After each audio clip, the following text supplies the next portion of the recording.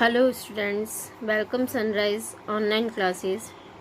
Now dear students, chapter number 2 हमारा चल रहा था, जिसके अंदर हमने मेन 2 टॉपिक हम कर चुके थे, features and importance of management of principle. हम ये चीज़ देख रहे थे इसके अंदर कि मैनेजमेंट हम पढ़ चुके हैं। अब मैनेजमेंट प्रिंसिपल जो है उसके अंदर 2 चीज़ हमने पढ़ ली, फीचर्स एंड उसकी इम्पोर्टेंस। अब जो ये प्रिंसिपल है मेन, इसके बारे में देखना है कि ये प्रिंसिपल बनाए किसने हैं, ठीक है ना। तो वैसे तो जनरली ये प्रिंसिपल बनाए बहुत से लोगों ने हैं, बट जो अभी हमारे कोर्स के अंदर हैं वो हैं F.W. टेलर एंड हेनरी फैयल, है ना। ये 2 लोगों के बारे में हमें स्पेशली पढ़ना है। इन दोनों के मैनेजमेंट के प्रिंसिपल हमें पढ़ने हैं। Is that clear? तो सबसे पहले हम पढ़ेंगे F.W. टेलर, क्योंकि जनरली देखा जाए तो इन दोनों के प्रिंसिपल्स काफ़ी इफ़ेक्टिव थे, सभी जगह करीब करीब एप्लीकेबल भी हुए हैं। तो इन दोनों के बारे में डिटेल स्टडी की जाती है। तो आज हम स्टार्ट करते हैं F.W. टेलर के प्रिंसिपल। क्लियर? चलो, सबसे पहले हम F.W. टेलर के बारे में उन्होंने जो प्रिंसिपल्स दिए हैं वो स्टार्ट करने से पहले हम उनके बारे में जान लेते हैं कि ये कौन थे, क्योंकि इससे रिलेटेड MCQs के क्वेश्चंस भी बनते हैं। तो आपको वो चीज़ें याद रहनी चाहिए, कुछ छोटी मोटी चीज़ें हैं तो वो एक बार याद रह जाए तो अच्छी बात है, ठीक है। F.W. Taylor was in 1856 in USA। F.W. Taylor जो थे उनका बर्थ कब हुआ था? Was birth in 1856। उनका बर्थ कब हुआ था? 1856 में। कहाँ हुआ था? USA। तो दोनों ही क्वेश्चन है, उसके अंदर मेन तो सन इम्पोर्टेंट रखता है। Clear? In 1878 he Midway street company as mechanical engineer. वो एक कंपनी के अंदर, स्टील की कंपनी थी, वहाँ पर उसमें एज अ मैकेनिकल इंजीनियर काम करते थे। Using his engineering background, Taylor set out scientific studies and techniques. वहाँ पर वो क्या करते थे कि इंजीनियरिंग का तो काम करते ही थे, साथ साथ में वो साइंटिफिक स्टडी और टेक्निक्स के बारे में भी सेट करते थे। वो हर एक काम को, हर एक मैटर को वो साइंटिफिक स्टडीज से देखते थे, हर एक चीज़ के पीछे साइंटिफिक रीज़न लगाने की कोशिश करते थे। He was primarily concerned about the efficiency of worker and optimum utilization of resources. उन्होंने जितनी भी स्टडीज़ करी, जितनी भी टेक्निक्स बनाई, तो सबसे ज़्यादा कंसर्न किस पर किया? इफ़िशियंसी ऑफ वर्कर की जितनी ज़्यादा इफ़िशियंसी होगी उतना अच्छा है, साथ ही ऑप्टिमम यूटिलाइजेशन ऑफ रिसोर्सेज, ठीक है ना। रिसोर्सेज का भी यूटिलाइजेशन ऑप्टिमम होना चाहिए। इससे क्या होगा, अगर हमारी ये दोनों ही चीज़ों पर हमने वर्कआउट किया तो प्रोडक्ट अच्छी क्वालिटी का मिलेगा, दूसरा प्रोडक्ट की कॉस्ट भी क्या हो जाएगी? कम हो जाएगी। इसलिए इन्होंने इन 2 चीज़ों के ऊपर बहुत ज़्यादा वेटेज दिया था, efficiency of worker and optimum utilization of resources. Taylor principle and technique based on observation he conduct in factories where method of production, lack of planning and working method were hazards. ठीक है ना। अब क्या होता था कि Taylor के principal और टेक्निक का बेस आया कहाँ से, उनके दिमाग में ये सारी चीज़ें आई कैसे? उन्होंने क्या ऑब्जर्व करा कि जो फैक्ट्री में बनाने का तरीका है, ठीक है ना, वो किस तरीके का है, क्या कोई काम प्लानिंग के साथ हो रहे हैं, उनके वर्किंग मेथड्स बहुत हैब्जार्ड है, मतलब अव्यवस्थित हैं। उससे क्या हो रहा है कि बहुत ज़्यादा कहीं समय लग रहा है, जहाँ इतना समय नहीं लगना था वहाँ बहुत ज़्यादा समय लग रहा है। जैसे कि एक एग्जांपल दूँ, हम इसके बारे में हालांकि डिटेल स्टडी करेंगे, बट उन्होंने अव्यवस्थापन कहाँ देखा। जैसे ये कोई फैक्ट्री है, इस फैक्ट्री के अंदर यहाँ एक मशीनरी है और इसके यहाँ एक गोडाउन है। अब वो क्या करते थे, फैक्ट्री का कोई वर्कर था, उस मशीन पर इसको क्या करना पड़ता था, बार बार माल यहाँ से लाना पड़ता था और इस मशीन में डालना पड़ता था। अब ये बार बार आता और बार बार जाता, समझ रहे हैं। अब ऐसी स्थिति में ये वर्कर क्या हो जाता था, थक जाता था कि नहीं, इसको हर आधी घंटे में वहाँ जाना है और वहाँ लाना है, तो क्यों ना इस चीज़ को, माल को मशीन के पास में ही कहीं शिफ्ट कर दिया जाए, इस तरीके की इसकी व्यवस्था हो कि ये माल यहीं रख दिया जाए, ताकि वर्कर को यहाँ से लाके बस इतना ही करना रहेगा। तो इसकी इफ़िशियंसी भी क्या हो जाएगी, बढ़ जाएगी, काम करने की स्पीड भी क्या हो जाएगी, बढ़ जाएगी। वो छोटी छोटी इन बातों के ऑब्जर्वेशन को देखते थे कि वर्कर की एनर्जी जो है वो वेस्ट कहाँ हो रही है, कहाँ वर्कर बिना बात की एनर्जी लगा रहा है। जहाँ वर्कर्स पहले इतने चक्कर लगा रहा था, तो उसने उन चीज़ को ऑब्जर्व करा और उसके डायरेक्शन को चेंज करके क्या करा कि नहीं, क्यों ना हम इस प्रोडक्ट को यहाँ रखवा दें, तो वर्कर जो है हमारा थकेगा भी नहीं और ज़्यादा वर्कआउट करेगा। ये छोटी छोटी बातों का ऑब्जर्वेशन वो हर जगह करते थे, जिससे इफ़िशियंसी भी बढ़ती थी और माल का यूटिलाइजेशन भी होता था, ना तो वो कहीं गिरता था और न ही कोई नुकसान होने की संभावनाएं रहती थी। तो ये तो था बैकग्राउंड, 3-4 बातें मेन थी। इनका जन्म कब हुआ, वो क्या थे, मैकेनिकल इंजीनियर थे। दूसरा उनका मेन क्या था, साइंटिफिक स्टडी एंड टेक्निक्स के ऊपर उन्होंने स्टडी की थी, ठीक है। और वो क्या स्टडी करते थे, वो efficiency of worker and optimum utilisation of resources को कैसे डेवलप किया जाए, इनका मेन ऑब्जर्वेशन यही रहा था। ओके, तो बैकग्राउंड के बारे में आपको इतना बेसिक पता होना चाहिए। अगर थोड़ा बहुत भी टेलर के बारे में कुछ कह दिया जाए तो आप लोग इतना लिख लेंगे, सफिशिएंट है। अब हम बात करते हैं कि टेलर का कंट्रीब्यूशन क्या था मैनेजमेंट के अंदर। तो बहुत बड़ा कंट्रीब्यूशन था उनका। F.W. Taylor become a famous as a father of scientific management, ठीक है ना। जो भी मैनेजमेंट होते हैं उसके अंदर हर एक ऑथर के, कुछ ऑथर्स ऐसे रहे थे जिनको मेन कोई उपाधि दी गई थी, है ना, जैसे हेनरी फेल्स को भी दी गई है। तो यहाँ पर F.W. टेलर को फादर ऑफ साइंटिफिक मैनेजमेंट कहा गया है। आप प्लीज़ इसको अंडरलाइन कर लीजिएगा, क्योंकि ये 90% एग्जाम में आया हुआ क्वेश्चन है। Who is the father of management who is the father of scientific management. Scientific management किसने डेवलप करी है, F.W. टेलर ने करी है। Is that clear. ये most and most important part है, तो इसको आप क्लियर कीजिएगा, सॉरी लर्न कर लीजिएगा। His main contribution which made him so popular were, उनका मेन कंट्रीब्यूशन क्या था, उन्होंने क्या क्या किए हैं। Taylor published books and research paper explaining his scientific view and industrial organisation and management. उन्होंने कई सारी बुक्स लिखी हैं और बहुत सारे रिसर्च किए हैं। कौन कौन सी इनकी बुक्स थी और कौन सी ऐसी पब्लिश हुई हैं मेन, वो है shop management, piece rate of management, principle of scientific management. वैसे और भी बुक्स हैं, बट ये 3 बुक्स काफ़ी फेमस हुई हैं और इन तीनों के ऊपर क्वेश्चंस बनते हैं। तो यहाँ सिर्फ आपको बुक के नेम तो याद करने पड़ेंगे। Okay, he emphasised on adoption of scientific methods to do problems of management. ये कहाँ पर ज़्यादा एम्फेसिस करते थे, ये ऐसे साइंटिफिक मेथड्स लाते थे जहाँ पर मैनेजमेंट की कोई प्रॉब्लम है तो उनको साइंटिफिक और लॉजिकल तरीके से सॉल्व किया जाए। ऐसा नहीं कि मेरी इच्छा ये है तो चलो यही सॉल्यूशन हो गया, वो इसके ऊपर बिलीव नहीं करते थे। वो इस हर एक चीज़ के पीछे साइंटिफिक मेथड यूज़ करते थे और उसका सही रिजल्ट देते थे। Is that clear. तो ये तो था उनका बैकग्राउंड, हिस्ट्री, सारा उनका कंट्रीब्यूशंस, जो कि आपको थोड़ा छोटा क्वेश्चन अगर कोई आ जाता है तो वो याद रहना चाहिए। अब हम चलते हैं मीनिंग ऑफ साइंटिफिक मैनेजमेंट।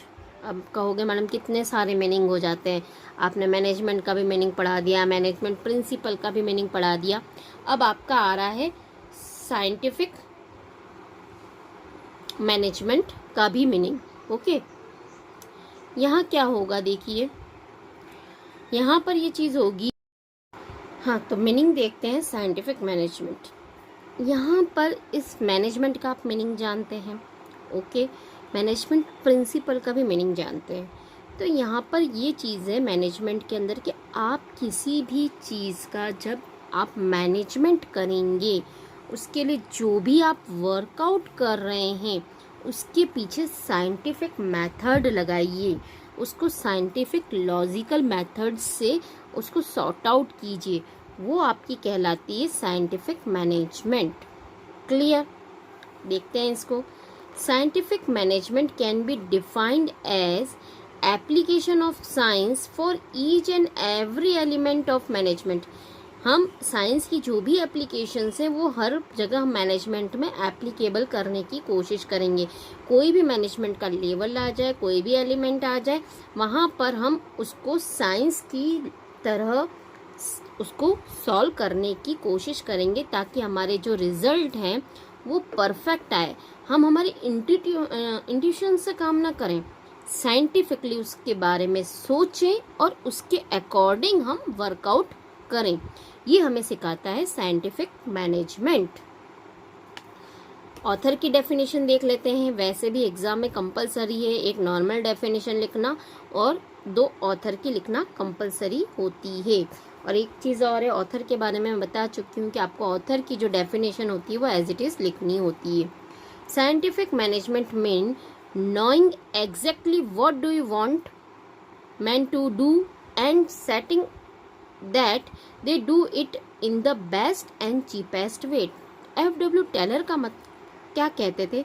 वो कहते थे कि साइंटिफिक मैनेजमेंट हमें बताता है कि आप एग्जैक्टली क्या करवाना चाहते हो लोगों से या आपके वर्कर से, आप क्या करवाना चाहते हो, और सेटिंग दैट डू इट, वो कैसे करेंगे सेट कर दीजिए। उनको कैसे करना है वो आपको पहले से पता होना चाहिए। उनको ये मत कहो कि तुम ऐसे कर लोगे, है ना। उनको सेटिंग आउट पूरा बता दीजिए और it is the best and cheapest वे। और वो जो मेथड है वर्कर से करवाने का वो बेस्ट होना चाहिए और चीपेस्ट वे होना चाहिए। तो वही वाली बात हो गई जहाँ पर F.W. टेलर ने 2 वर्क बताए थे, efficiency of worker and utilisation of resources. उन्हीं चीज़ों के बारे में ये कह रहे हैं।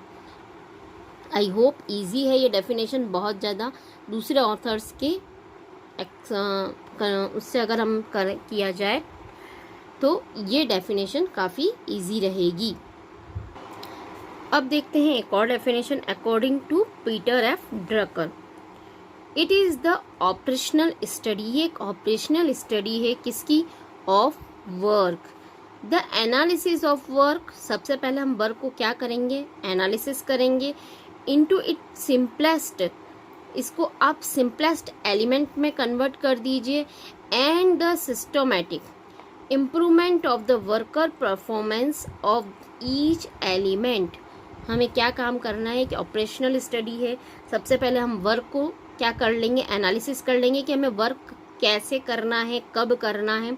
फिर उसको सिंपलेस्ट एलिमेंट और सिस्टमैटिक वे में बदल देंगे ताकि वर्कर्स उन काम को बहुत अच्छे तरीके से कर सके, उसके हर एक एलिमेंट को बहुत अच्छे तरीके से कर सके। अब हम पढ़ते हैं मेन जो टॉपिक है जो एग्ज़ाम में आता है वो है scientific principle of management. F.W. Taylor ने यहाँ पर टोटल 4 प्रिंसिपल दिए हैं। क्लियर? उन्होंने 4 प्रिंसिपल पर एम्फेसिस किया है। उन चारों ही प्रिंसिपल के बारे में ऐसे टाइप क्वेश्चन बन सकता है या पर्टिकुलर कोई एक प्रिंसिपल के बारे में भी क्वेश्चन पूछा जा सकता है। तो सबसे पहला हम प्रिंसिपल पढ़ते हैं science not rule of thumb. ठीक है ना, यहाँ पर ये कहा गया है science not rule of thumb. Science जो है मैनेजमेंट को साइंटिफिकली आप एप्लीकेबल कीजिए, जबकि not a rule of thumb, rule of thumb की तरह एप्लीकेबल मत कीजिए। यहाँ मैं आपको रूल ऑफ थंब का मीनिंग भी बताऊंगी कि क्या होता है रूल ऑफ थंब। ठीक है, देखते हैं। According to this principle Taylor insist that each job performed in the organization should be based on scientific inquiry and not on institution experience and hit and miss thumb. Taylor का कहना क्या था, वो insist करते थे कि कोई भी जॉब परफॉर्म किया जा रहा है ऑर्गेनाइजेशन में वो साइंटिफिक इंक्वायरी के बेस पर किया जाए। इट मीन्स किसी काम को करने के लिए, माना आप वर्क मैनेजर हैं, ओके, अब इस मैनेजर क्या करता है, वर्कर को कहता है कि आप काम कीजिए, ठीक, तो कोई एक टाइम पीरियड भी देगा। तो यहाँ ये मैनेजर क्या था, रूल ऑफ थंब के अकॉर्डिंग काम करता था, मतलब अपनी इंट्यूशंस के साथ काम करता था। क्लियर, जैसा मैं कहूँ वैसा करता था। तो ये कुछ सोचता नहीं था, बस कह देता था कि ठीक है आज ही आपको काम करना है। उनने वर्कर्स को कह दिया कि ठीक है आप प्रोडक्शन स्टार्ट कीजिए, इस प्रोडक्शन का काम आज आपको 35 मिनट्स में करना है। कल उसने कह दिया वर्कर को बहुत ज़्यादा गुस्सा आ रहा है, 25 मिनट में कर लो, ठीक है। आज उसका मूड अच्छा था, ठीक है, 2 दिन बाद मूड अच्छा था, तो वर्कर को कह दिया ठीक है आप 1 घंटे में काम करके ले आना। तो उसने क्या करा, वर्कर्स की जो काम करने की इफिशियंसी, कभी उस पर गौर ही नहीं किया। वो कभी भी कुछ भी टाइम दे देता था, ठीक है ये काम इतनी देर में करके ले आओ। बट एक अच्छा मैनेजर, साइंटिफिक मैनेजर, वो क्या करेगा, वर्क को एनालिसिस करेगा, ठीक है ना। वो ऑब्जर्व करेगा कि आज मैंने 35 मिनट दिए, एक दिन मैंने 25 मिनट दिए और एक 40 मिनट दिए। इस तरीके से वो ऑब्जर्व कर रहा है कि वही काम अच्छे तरीके से 25 मिनट में किया जा सकता है, 35 मिनट में किया जा सकता है, 40 मिनट में किया जा सकता है। बहुत ज़्यादा कम समय हम दे रहे हैं तो क्या वेस्टेज भी हो रहा है क्या, क्योंकि अगर कम समय होगा तो बहुत ज़्यादा वेस्टेज करेंगे लोग। बहुत ज़्यादा अधिक समय है तो वर्कर खाली बैठा रहेगा, और परफेक्ट समय है तो माल का यूटिलाइजेशन भी होगा और वर्कर की इफ़िशियंसी भी मेंटेन होगी। तो एक अच्छा साइंटिफिक मैनेजर सार वर्क को एनालिसिस करके सही साइंटिफिक टाइम उनको देता है कि आपको ये काम इतने समय में करना है, ओके। तो यहाँ पर वही बात कही कि scientific inquiry not an intuitions of experience. He says that there must be thinking before doing, which is not case of rule of thumb. ये कहते थे कि आप कोई भी काम करवाना चाह रहे हैं तो उससे पहले आप अच्छे से सोच लो, उसके बारे में अच्छे से एनालिसिस कर लो, फिर उसके बारे में एक्शन करना शुरू कर दो। ऐसा नहीं कि आप अपने एक्सपीरियंस से उस काम को कराना शुरू कर दिया। In case of rule of thumb, ठीक है ना। ये मैं आपको यहाँ बार बार रूल ऑफ थंब की बात कर रही हूँ, तो पहले हम इसका मीनिंग समझ लेते हैं। रूल ऑफ थंब का मीन्स होता है डिक्टेटरशिप ऑफ मैनेजर्स। अब ये क्या चीज़ है डिक्टेटरशिप ऑफ मैनेजर? जनरली क्या होता है कि जब कोई मैनेजर बनता है तो क्या थिंकिंग आती है, अब तो मेरी ही चलेगी, this is the rule of thumb. मैं जैसा जैसा कहूँगा वैसा वैसा आपको करना है, ठीक है ना। अब अपनी मन मर्जी के अकॉर्डिंग नहीं करोगे, मैं जो कहूँ वैसा करना है, तो that is the rule of thumb.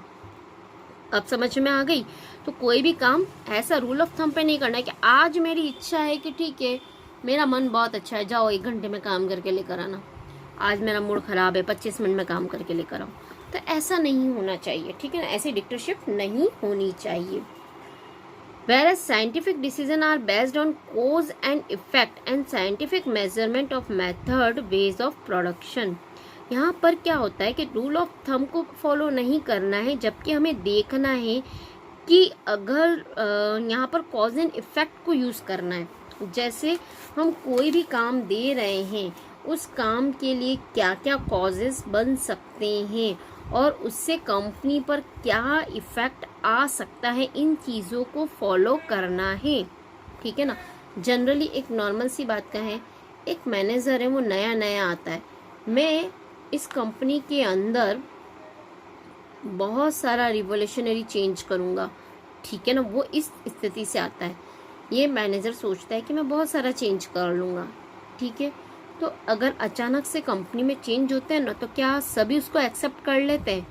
Normal मान के चलते हैं ऐसा 50% होंगे, 50% पॉजिटिव उन चेंजेस के लिए होंगे और 50% नेगेटिव के लिए उस चेंजेस के लिए होंगे। तो यहाँ हमें क्या करना है, यहाँ हमें क्या करना है इसके लिए कि जो हमारी बात नहीं मानते हैं, नहीं मानने के क्या क्या कॉजेज रहेंगे, उनके कारण क्या है, और नहीं मानने के कारण उसके क्या इफेक्ट रहेंगे, वो आप दोनों ही पता कर लें, उसके अकॉर्डिंग आप वापस प्लानिंग करें। That is the scientific management. Now next है आपका, Taylor believed that there is only one best method to maximise efficiency. This method can be developed through work study and analysis. Taylor believe करते थे कि हमें एक one best method का selection करना है ताकि उनकी इफिशियंसी को मैक्सिमाइज किया जा सके। और ये काम कैसे हो सकता है? Can be develop through work study and analysis. इस वर्क स्टडी के बारे में हम डिटेल में पढ़ेंगे कि कैसे हम वर्क स्टडी करते हैं। फिलहाल शॉर्ट में बता देते हैं कि हम वर्कर्स की इफिशियंसी को स्टडी करेंगे कि यार ये बंदे काम कैसे कर रहे हैं, क्या उनका मेथड है प्रोडक्शन करने का। तो हम अलग अलग मेथड्स का एनालिसिस करने के बाद एक बेस्ट मेथड निकाल लेंगे कि नहीं, यहाँ पर रिसोर्सेज कम वेस्टेज होता है और काम स्पीडली और इफिशियंसी के साथ होता है। तो वन बेस्ट मेथड को निकाला जाता है। The method so develop should be substitute of rule of thumb. ये मेथड रूल ऑफ थम्स का सब्स्टिट्यूट है। Clear? For example, is rule of thumb the standard time required to a particular job is decided by manager on the basis of his past experience। यहाँ पर मैंने अभी वही एक example बताया था। मैनेजमेंट ने कह दिया आज 35 मिनट में कर कर आओ, 40 मिनट में कर कर आओ, वो अपनी इंट्यूशन से बता रहा है ना।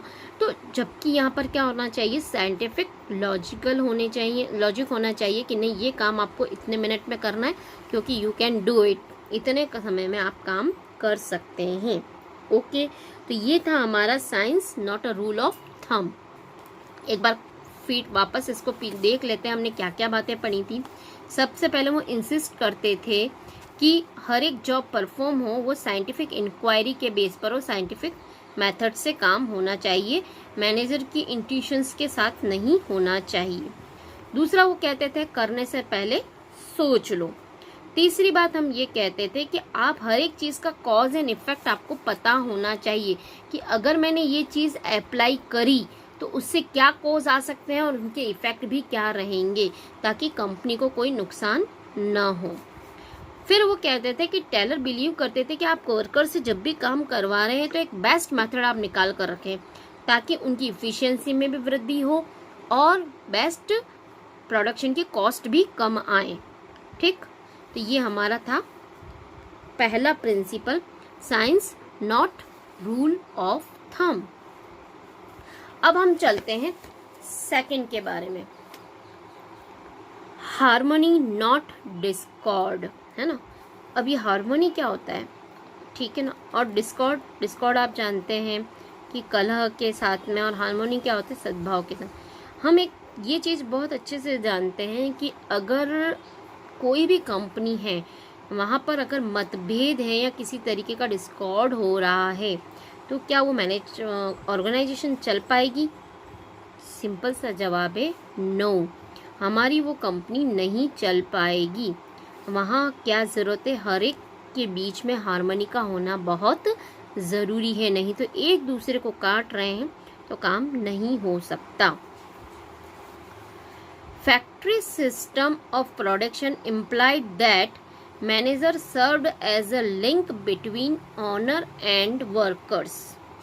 क्या कहा है, फैक्ट्री सिस्टम का जो सिस्टम ऑफ प्रोडक्शन जो था उसके अंदर मैनेजर क्या थे, serve as a link.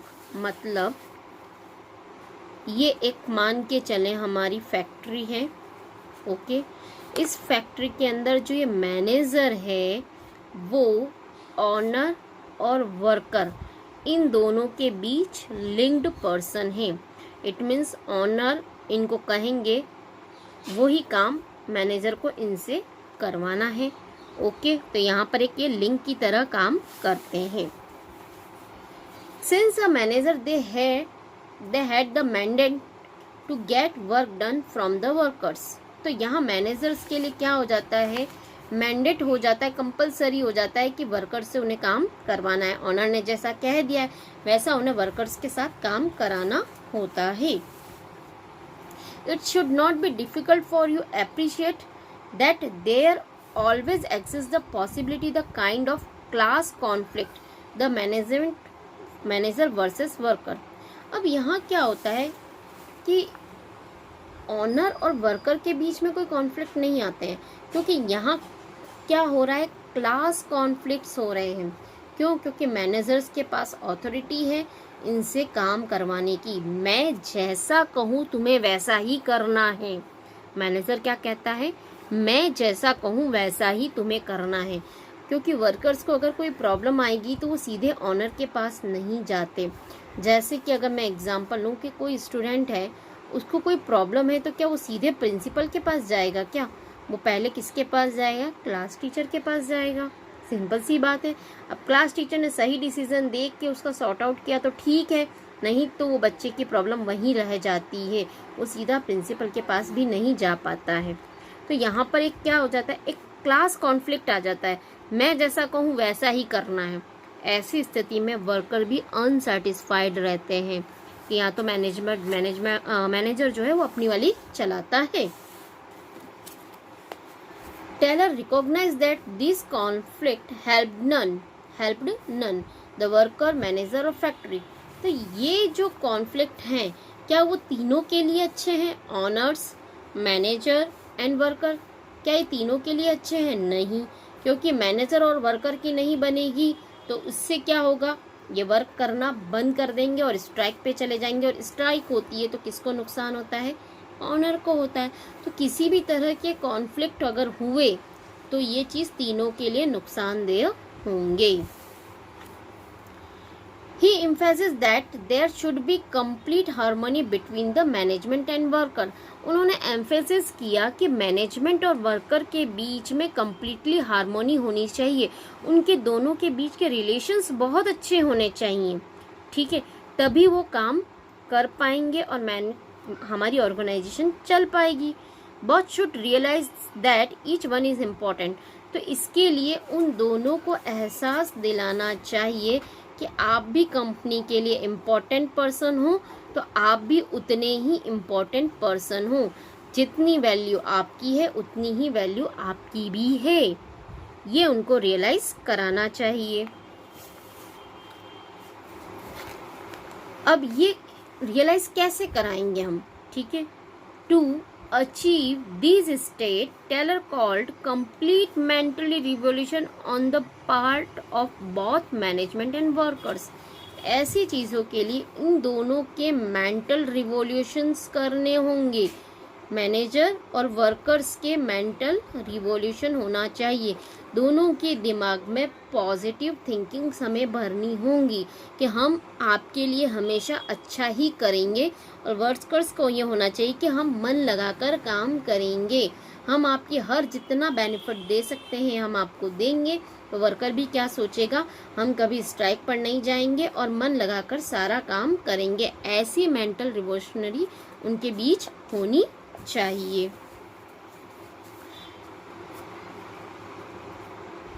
In such situation, even trade union will not think going out the strike।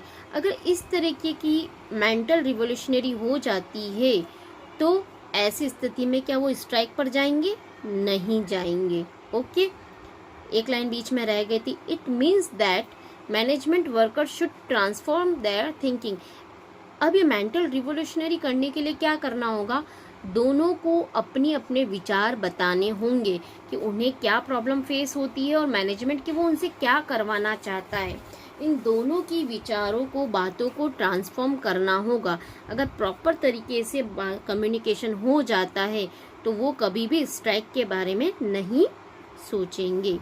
Management should share their gains of company if any with the workers. अगर management को किसी भी तरह के gains होते हैं तो वो किसके साथ शेयर करने चाहिए? वर्कर्स के साथ शेयर करने चाहिए।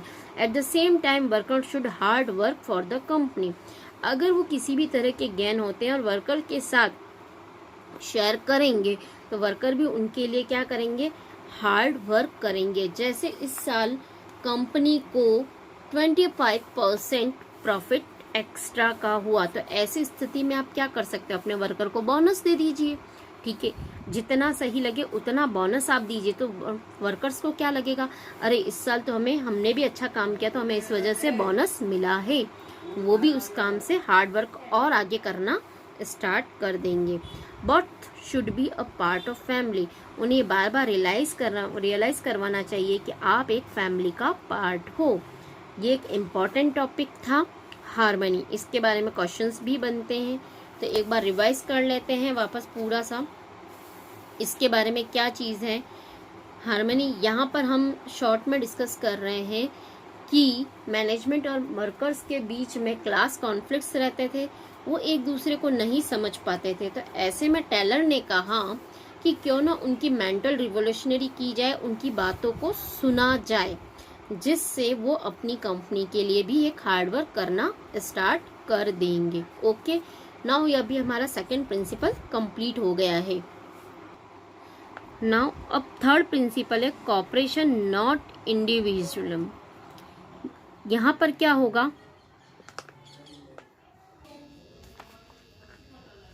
नाउ अब थर्ड प्रिंसिपल है corporation not individualism.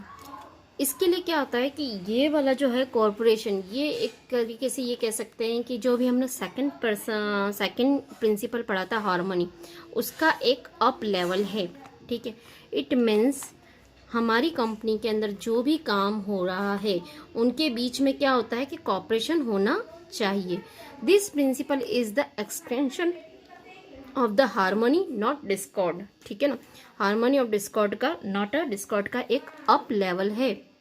According to their principle work must be carried on in corporation with each other with mutual confidence and understanding for each other. यहाँ पर हम जो भी काम कर रहे हैं, ठीक है ना, वो कोऑर्डिनेशन के साथ में होना चाहिए, एक दूसरे के कॉन्फिडेंस के साथ होना चाहिए, एक दूसरे के अंडरस्टैंडिंग के बेस पर होना चाहिए। Worker and manager must work in coordination, worker और मैनेजर दोनों के बीच में प्रॉपर कोऑर्डिनेशन होना चाहिए।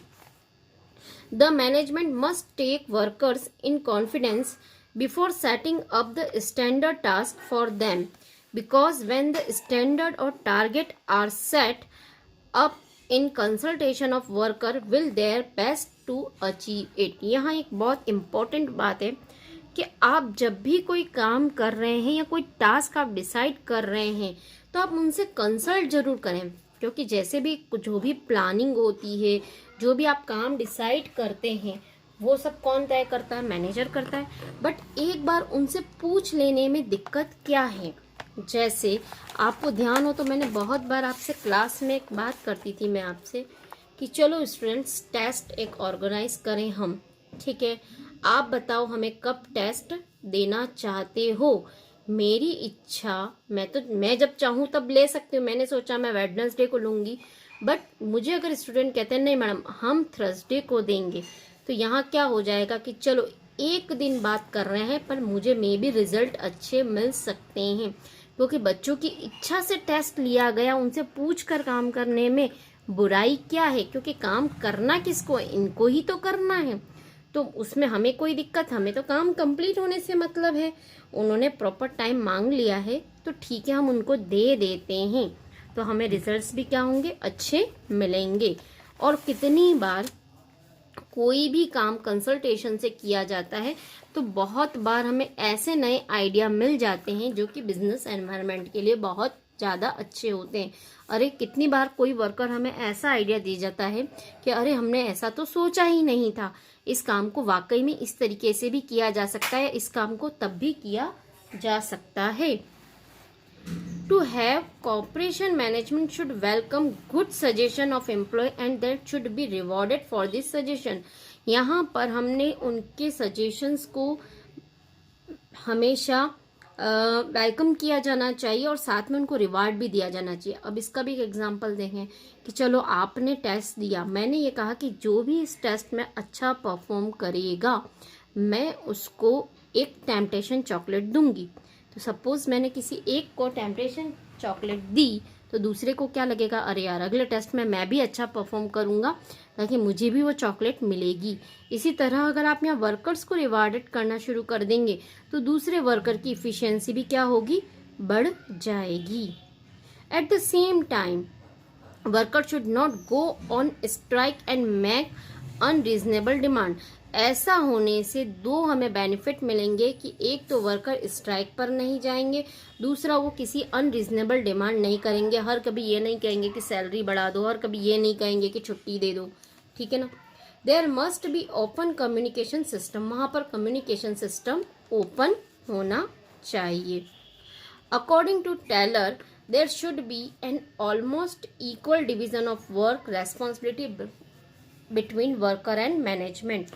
यहाँ टेलर का ये कहना था कि आप वर्कर्स के बीच में जो डिवीजन ऑफ वर्क करते हैं और रेस्पॉन्सिबिलिटी देते हैं वो इक्वली होना चाहिए। ऐसा नहीं है कि सेम वर्कर्स को किसी को ज़्यादा वर्क दे दिया, किसी को कम वर्क दे दिया, किसी के ऊपर रेस्पॉन्सिबिलिटी बहुत ज़्यादा डाल दी। आपको इक्वली वर्क डिवीजन करना है, तभी आपके वर्कर्स आपके साथ कोऑपरेट करेंगे। ओके, नाउ अब लास्ट प्रिंसिपल हमें पढ़ना है, जो कि है आपका last principle, development of worker in their greatest efficiency and prosperity. ठीक है ना, हमें हमारी कंपनी की, ऑर्गेनाइजेशन की ग्रोथ करनी है तो हमें क्या करना होगा, development of workers in their greatest efficiency. हमें वर्कर्स की इफिशियंसी को डेवलप करना है।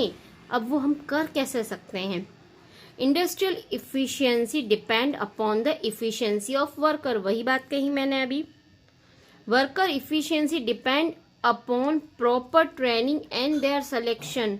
आप वर्कर की इफिशियंसी कब बढ़ा सकते हैं, उनको समय समय पर उनकी ट्रेनिंग दें और उनका सही सिलेक्शन करें कि किस वर्कर को कौन सा काम दिया जाना चाहिए।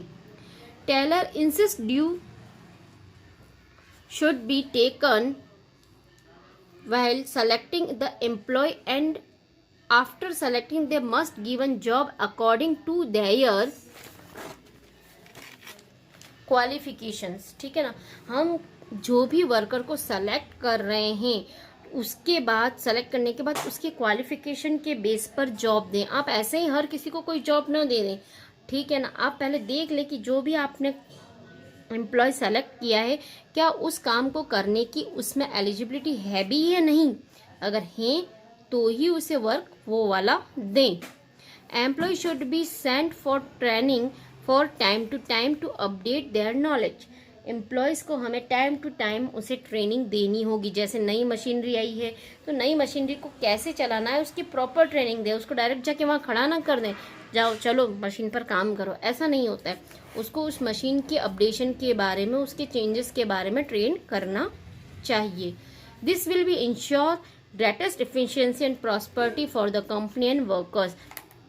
इससे ये चीज़ हो जाती है कि अगर आपने वर्कर्स की इफ़िशियंसी पर ध्यान दिया तो कंपनी की भी एफिशिएंसी इंक्रीज होगी। ओके, नाउ एक बार शॉर्ट में देख लेते हैं कि टेलर ने हमें क्या प्रिंसिपल्स दिए थे, ताकि एक बार रिवाइज हो जाएंगे पॉइंट्स हमारे। सबसे पहले तो कहा था कि scientific not rule of thumb. Okay, हमें थंब के बेस पर काम नहीं करना है, साइंटिफिक रूल्स एप्लीकेबल करने हैं। पहली बात तो उन्होंने ये कही। दूसरी बात कही हार्मनी नॉट डिस्कॉर्ड, मतलब हमें सद्भावना के साथ, प्यार से काम करना है, डिस्कॉर्ड के साथ काम नहीं करना है। तीसरी बात कही थी, उसका एक अप लेवल कहा था, कोऑपरेशन। ठीक है ना, कोऑपरेशन तो हमें करना ही है। अगर कोऑपरेशन ही नहीं होगा तो इंडस्ट्री तो चल ही नहीं पाएगी। ठीक है ना, दोनों के बीच में कोऑपरेशन तो होना ही चाहिए। ठीक, लास्ट उन्होंने कही थी कि एम्प्लॉय की इफ़िशियंसी को इंक्रीज किया जाए। अगर एम्प्लॉय की इफ़िशियंसी इंक्रीज होगी तो कंपनी भी इंक्रीज हो जाएगी और उसकी ग्रोथ हो जाएगी। ओके, आई होप आपको साइंटिफिक प्रिंसिपल समझ में आ गए होंगे। फिर भी कोई क्वेरी है तो आप मुझसे कंसल्ट कर सकते हैं। Now thank you very much.